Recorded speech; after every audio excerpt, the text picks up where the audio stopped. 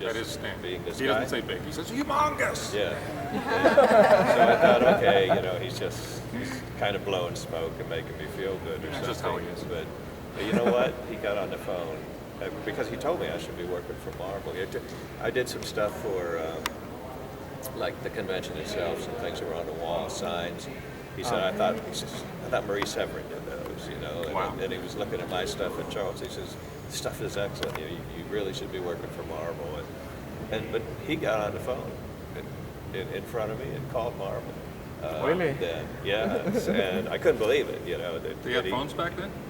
Yeah. So what year are we talking about? 75. Yeah, and that was Mark Wolfman's 15 minutes as editor, and he didn't like my stuff. No. So He didn't like John Burns either. You're in good company. Yeah. So Stan didn't really carry the weight to, Stan could say, you should give this guy work, but if they didn't want to, they don't have to, even at that time. He wasn't at that point officially in charge. Yeah. But he was still Stan Lee, so if he told me to jump through a hoop, I jumped through a hoop. But Okay. but he recognized something in my work there, which was great. But shortly after that, that's when Archie Goodwin stepped into the chair, and then Archie started giving me work at Marvel, starting out with Master of Kung Fu, fill-in, where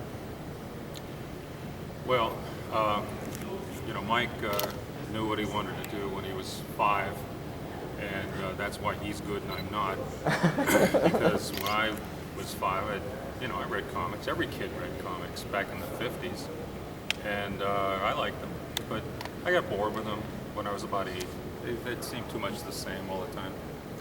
And then when I was 12, I discovered these newfangled Marvel comics. Oh my God, it's 1960. 61 was Yeah, Fantastic so Four. this is probably 62 or 63, but probably in a barber shop, I came across a Marvel comic. This is good. And so actually, at age 12, at that particular time, my family needed money. And so when you're 12 years old, you can't get like a real job. They're not going to hire you at the local factory or anything. So I thought, well, what can I do? Delivering papers just wasn't enough. I couldn't make enough money that way. So I thought, I can do these. I can write these things. Now, meanwhile, so I spent a year researching.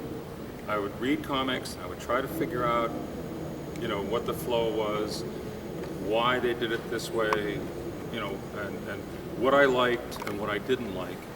And I spent a year studying comics, right?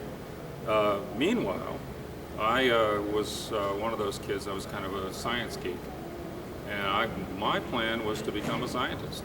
And I took every science course that was offered in my high school, every math course that was offered in my high school. I took an extra after-school science class. I was going to be a scientist, and the comics were just some way to make money, I hoped, in the meantime. So when I thought I was ready, when I was 13, I made a comic book script, but I didn't know what a script looked like, so I actually drew the little pictures the best I could. It was just layouts. And wrote the balloons in and everything. Like panels. Yeah, panels. They're just like a comic book. I made it look as much like a comic book as I could. So I sent it off to New York, and everybody thought, oh, isn't that cute? The kids sending stuff to New York. And everybody except me was surprised when we got a call and they bought it. and At 12? I actually had sent at 13. 13. So I'd actually sent 3 by the time they called, and they said, we'll buy all these and we want you to write a Supergirl story. And after that, I became a regular writer at DC Comics. And then, I graduated high school, and having worked my way through high school, I just kind of wasn't ready to work my way through college. And, school and, working all night on the comics. And I already had a job, so I said, I'm just going to do comics, because I discovered it was great fun, and I love telling stories, and maybe I'd be better at it if I'd started when I was 5. But anyway, I really enjoyed it, and I already had a job, and so I stuck with it, and worked as a writer. Then I got a job as the associate editor at Marvel, which is second in command to the editor-in-chief. And then 2 years later, they promoted me to editor-in-chief after Archie Goodman left. And then I was there for about almost 10 years as editor-in-chief. And then since then, I've started companies and I've done a lot of writing. And 52 years later, here I am. Excellent. What era was that? What years was it? So my first story I wrote in 1965, actually got paid for it in 1966, but it was written in 65. Right. And my tenure at Marvel was from 1976 through 1987. Okay. And, and then the other companies, were after that, the 90s mostly. And then I've been a writer ever since, let's say the turn of the century. Okay. Did you write the Secret Wars one? Yes. I didn't even know that.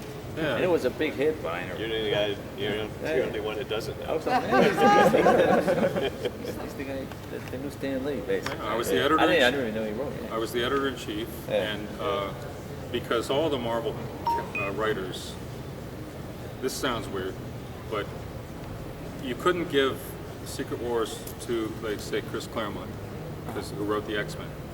Because if you gave it to him, then the guy who wrote Iron Man would be upset, because he would say everything Chris did with Iron Man, he would find it wrong, And the same thing, if you gave it to the guy who did Iron Man, then John Byrne wouldn't like it. So politics. Well, it was just no. See, this is the point.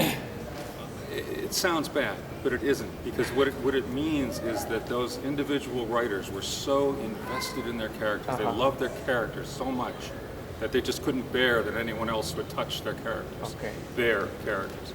And so, I mean, when I would walk down the hall and I would see two grown men arguing over who's stronger, Spider-Man or Colossus, I said, we won, that's it. We want those guys writing our books because they will do it with passion, So, okay, I can't use any of the regular writers because all the characters are in it.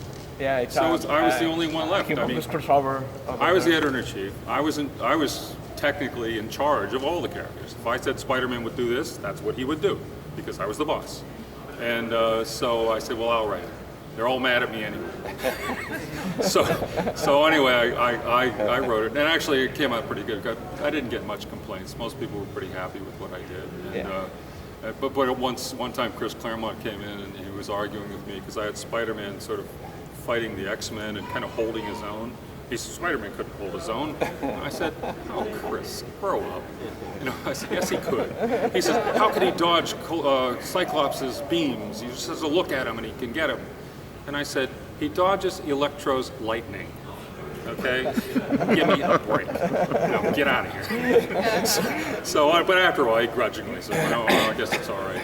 Because I did point out to him, guess what, Chris? The X-Men win.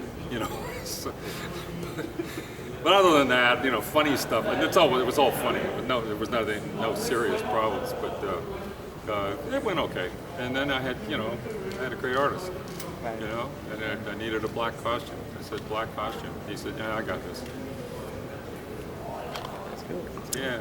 How did the black costume born? Yeah. A reader sent in an You want idea for a new costume for Spider-Man? A reader sent in an idea, and it was a Fantastic Four story. And in the story, Reed Richards creates a black costume for Spider-Man. That's all he said, black costume, okay? And I thought that's kind of cool. So I didn't 1 year before. Yeah, Secret Wars. So I didn't want to just do it. I mean, I suppose I could have, but so I called the guy and I paid him some money and I said, look, we're gonna buy. You're not ready to be a writer. You're not big league yet. But just so you feel better about me using this, I'm gonna pay you $500 for this 2 words, black costume. Black costume. And so it sat in my drawer for the idea sat in my drawer for a year. And when we wanted to do Secret Wars, I thought, aha, now I have a use for the black costume. Okay. So I turned it over to Mike. He designed it. The thing about it is that his drawing, his art featuring the black costume, didn't appear until 8 months into our story. So the black costume was first seen in Spider-Man 252. Yeah. And so a lot of people think, well, the guy who drew that must have been the guy who created the costume. No, Mike created that costume like 6 months before. Oh, okay. And we gave the design to these other artists, knowing that they needed, their books would appear first. So they had to have his design to work from. And then finally, it was his drawing finally got to see the light of day in number 8. And then there, like, Number 8. So, secret was. so anyway, but I guarantee you, this is the man who created it. Arthur, When did you your turn. start up? When did I start? Okay. Actually, for me, I was, there were a bunch of us kids playing with fireworks when I was 5 years old. And we were all dressed in costumes as cowboys and Indians, basically. And my costume caught on fire. We were trying to light a firecracker. It was a dud. We tied a string to it, tried to light it, and the wind blew the string against my clothes, and I went up in flames. I got sent to the hospital. I spent a year in the hospital, and they didn't expect me to live. But while I was in the hospital, my father used to bring me comics all the time, and so I started off reading probably mostly DC Comics, Legion of Superheroes, Superboy, Superman. So I liked all that stuff, and a year later, when I got out of the hospital, I didn't know how to walk. I had to learn how to walk again, all over again. So I was in a wheelchair for about another 6 months until I could learn to walk again. But as soon as I got out of the hospital, I had the first things that they took the bandages. I was wrapped up like a mummy from head to foot, and they took the bandages off my hand, and I started to try to draw comics,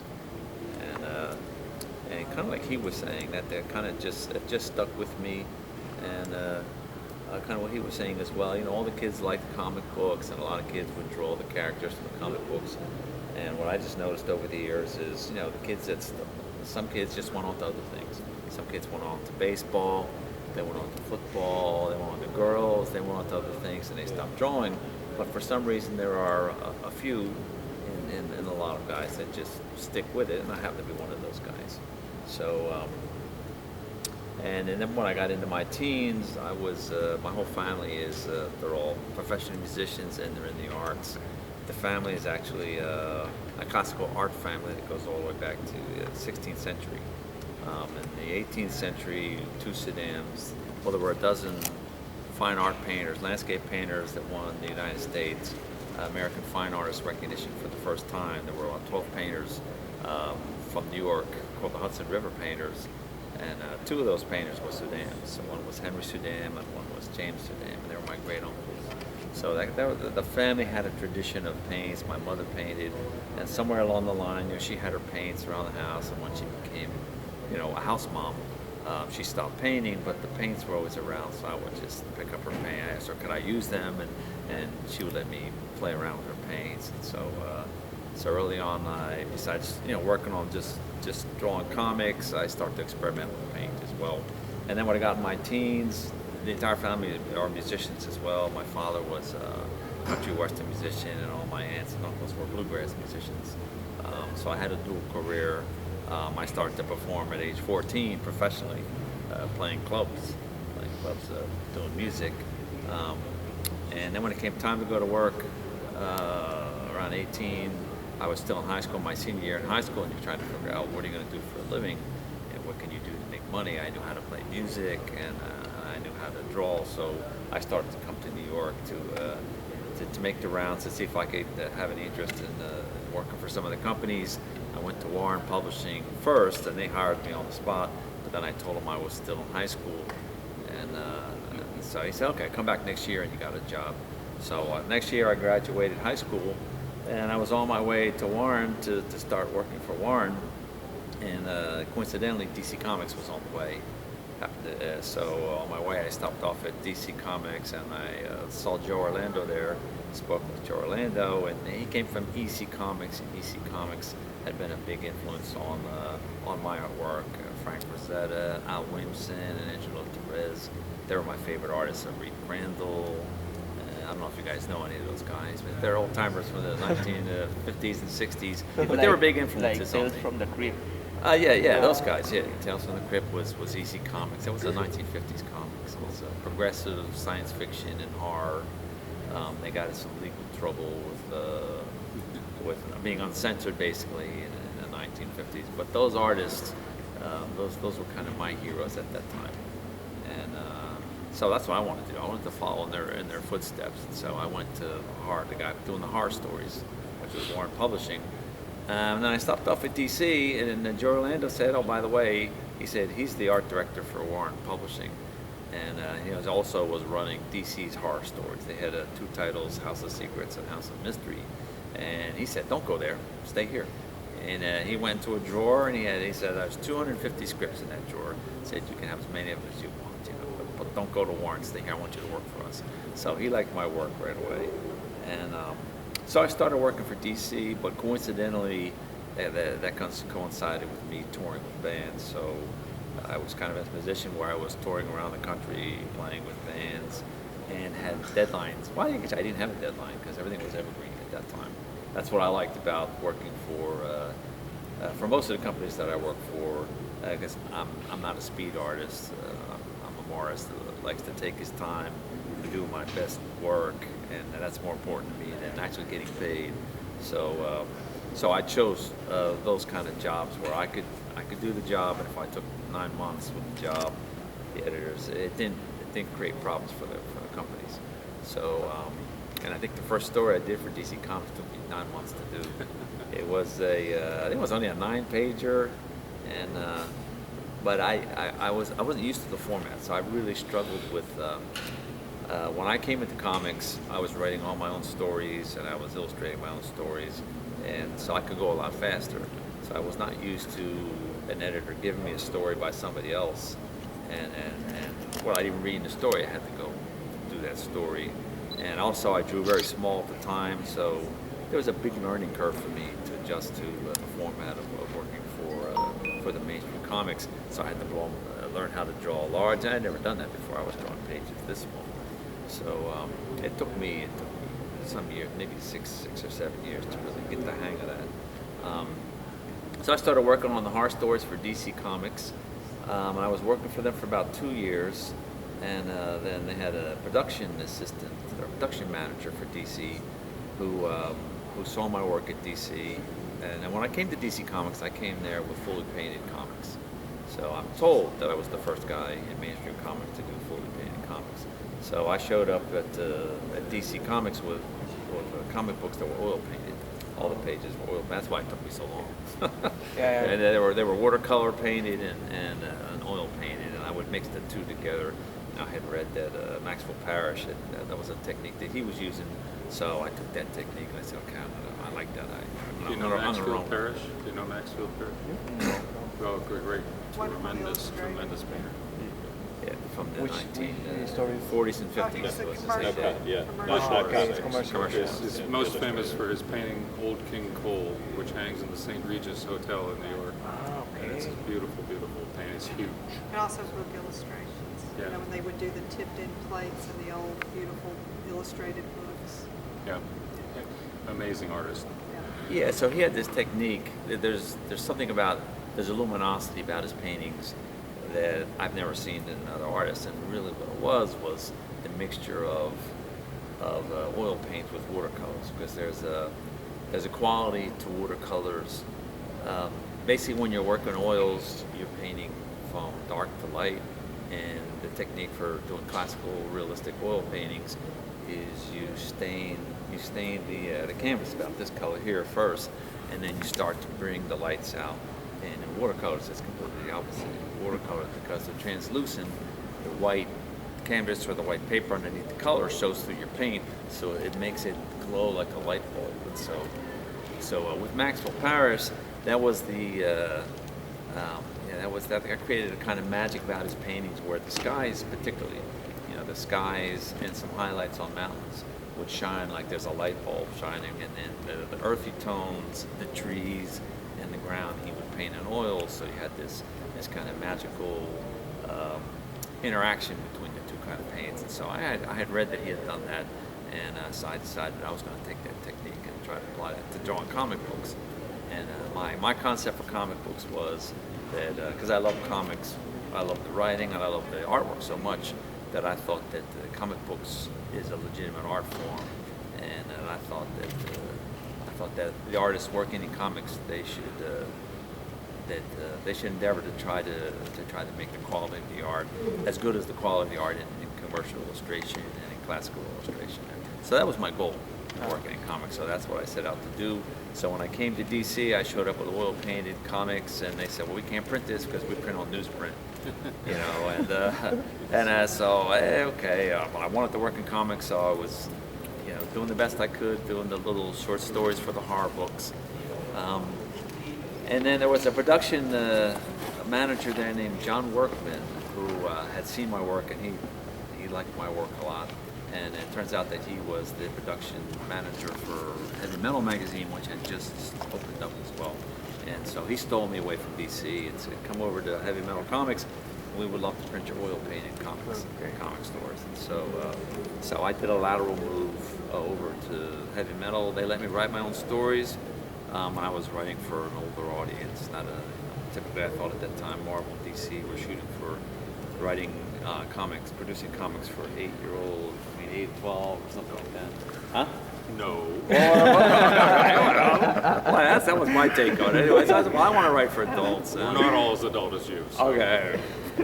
So writing-wise, I had more in mind, like writing like the Undergrounds, basically, that level of writing, and for that audience. Get to Marvel. Okay, we're getting there. Okay, so I started work for Heavy Metal, and I loved working for Heavy Metal because it let me, I had for the first time, complete creative freedom. So I could do all this experimenting with script writing and experimenting with art techniques, mixing medias and all this kind of crazy stuff. And they would salute me for it. They would say, "Well, we can't publish that." They'd say, "Hey, that's great." I would write a wacky story that was different than what mainstream comics were putting out, Yeah, I want you to move along. we are moving along. This is as fast as I go. Save a little time for me at the end. All right. We got 15 minutes. Okay. Anyway, so I stayed at Heavy Metal for X amount of years, and then coincidentally, Heavy Metal turned out to be a very big hit. It was started by 2 artists, which I think is the reason that the magazine was very successful. Is it hit a different market that the mainstream comics were not hitting, and it was started by Mobius and Droulet, these 2 artists and they were really underground artists. Where they came from is they had read R. Crumb and Gilbert Shelton and the underground comic scene that was going on in the United States, and they said, "Well, this is great, but these guys are untrained. They never went to art school. We did go to art school, but we like the progressive nature of these comics, so we're going to put our own comic together that's run by artists, by the creatives, and we're going to do something different. The things that, the holes that they found missing in traditional comics, we're going to do something about that. We're going to make comics the way we think they should be made." And the guys were adults as well. So they brought that to the United States, and I fit into that same mold. And so it was myself and Mobius and Droulet. And then later on, Liberatore from Italy came in, and so it was a big hit, and it became a magnet attracting artists that had illustration training as well. So ended up being a big hit, and then because it was doing really well, Marvel decided to put out a magazine that was very similar, their own version of a Heavy Metal with Marvel's guidelines on it. And this guy had something to do with more that. story oriented, not quite as violent. Right, and And so what I was like the that. name of that book? Oh, that was Epic Illustrated. Right. Yeah. So, and since I liked that format so much, I stayed working for those companies for Epic until they closed, and Heavy Metal. I think I worked for them for 30 years, and the pay was terrible, but it was just I liked the artistic freedom. That's what I liked that. You've even worked for Heavy Metal though in recent years too. They've Yeah, come all the way back up to till it. recently. I mean, they changed owners We at some placed point. a lot of his stories in Heavy Metal too. Right. So, recent oh, years. In the movie, did you work in the? I did email? actually. Yeah, actually, the poster for the movie Oh, that was okay. based Oh, on yeah. a Charlie and Flytrap. Classic poster. In fact, that's where I designed Charlie and Flytrap, which Uh, ended up being more than Suydam. classic is iconic. Yeah. Charlie Flytrap and Mudwalks were two famous series that he did during that time. He had stories in the first couple issues of Epic Illustrated. Yeah. The first issue, he had a great story. And of course, Arthur was able to combine a lot of that stuff, his love for comics and love for horror. At Marvel later on, when he did the Marvel Zombies Oh yeah, series. the covers are Yeah, the covers. beautiful. Amazing. The Well, covers. did that's the- what started Amazing the whole zombie covers. phenomenon. But it's kind of revolution and all the It changed things. like Secret Wars were in its moment and today still, but zombies were. It's even before the zombie Fever. fever. Right. Well, that's actually what started. Takes over Marvel the world. Zombies, and then we did a sequel to that called The Army of Darkness versus Marvel Zombies. Oh, yeah. And then we did another series for Dynamite called Raise the Dead. And those three series are really what started Yeah. to make zombies like the hula hoop in the United Yeah, States. after the Marvel Zombies series, then there became a bigger interest in the zombie comics, and then it was after that that Walking Dead was signed, because they were the same writer. They just Yeah. ride the wave. Yeah, well, what happened was they pitched The Walking Dead in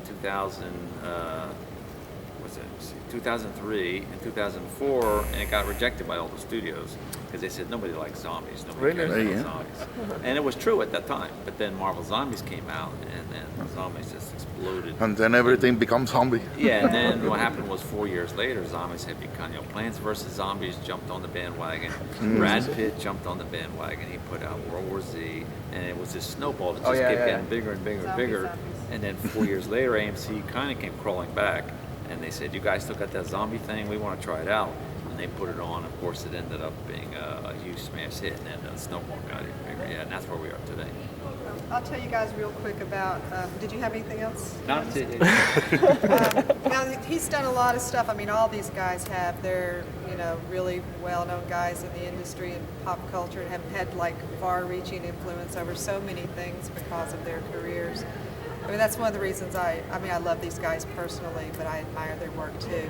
I'm Renee Witterstatter. I'm their booking agent, but before that, I was also an editor at DC Comics, Marvel Comics, Topps Comics, and now I run my own publishing company, Eva Inc. Publishing.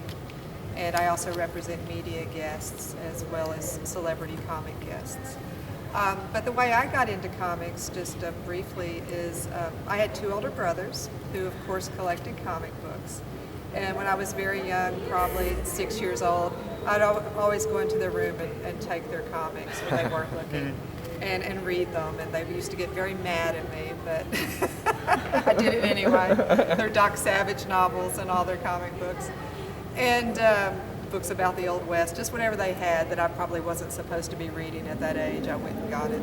But some of my first comic books that I can remember were like Spider-Man Meeting Mary Jane. They actually had that comic book. Unfortunately, it was in very bad condition.